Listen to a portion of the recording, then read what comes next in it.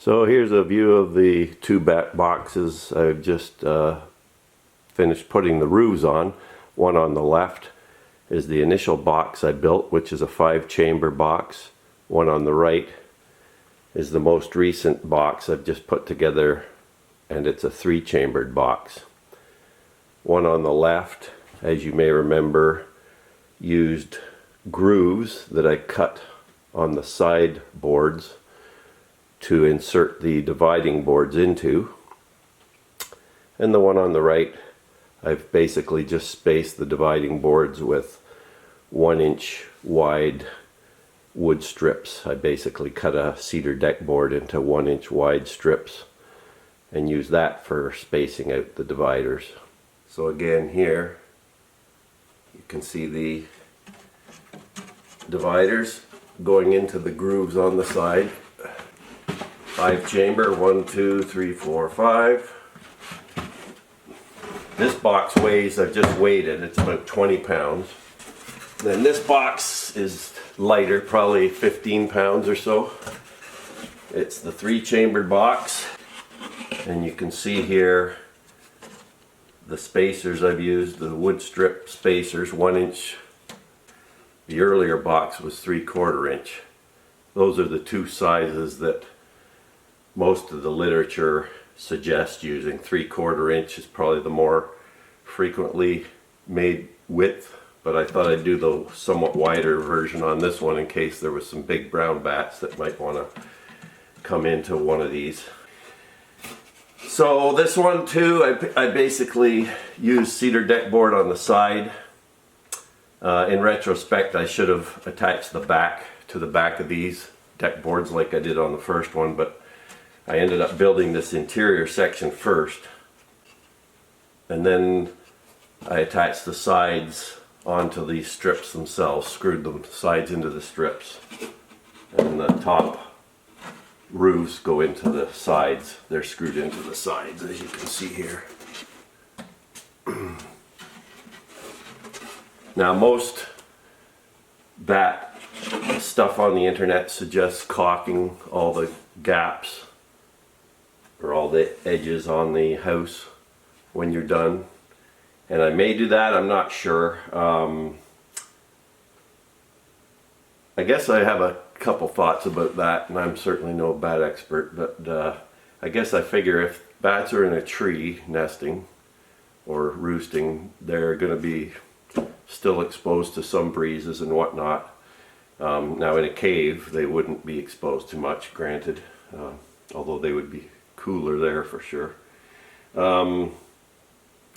As I see it, as I built this with screws into virtually all the connecting points. Now also they suggest gluing everything as well, and I didn't do that either, for a couple reasons I won't get into. It's just my own design, I guess. But anyhow, the reason for caulking is, they say, to prevent extra heat from escaping, or preventing wind chills and stuff, and rain, I guess.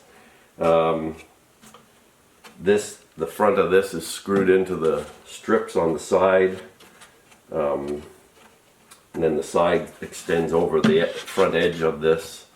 So I don't know, I think any bats in here would be pretty well protected from wind and rain. But I'll think about it. I may caulk it. So you would use an outdoor exterior caulk, and then after that's dry, you paint it basically. And at this latitude, I'll use a dark brown or a black, they suggest. So both of these can be hung either with screws through the top and bottom of the back. So here are the two bat boxes after I've put one coat of primer on them.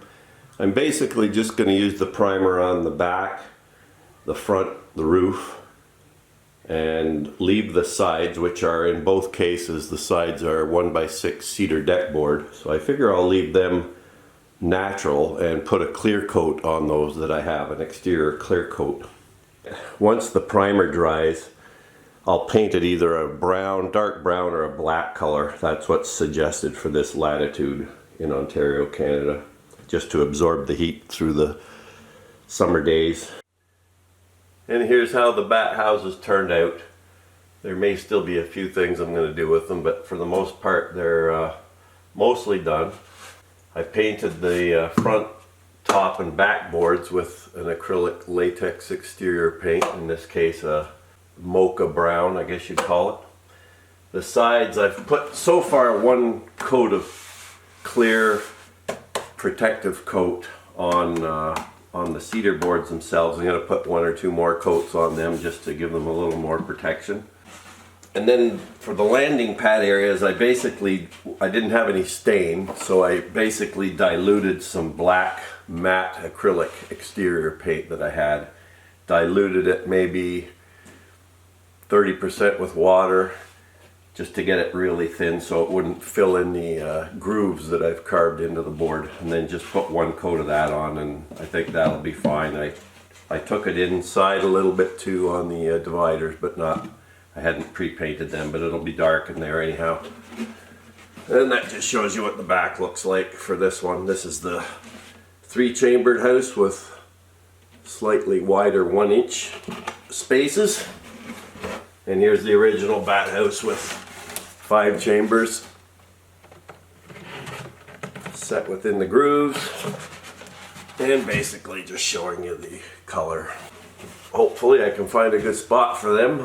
Like I said, I may put one on the tractor shed and maybe one on a pole somewhere. I'm not yet sure, but anyhow, they're virtually ready to go.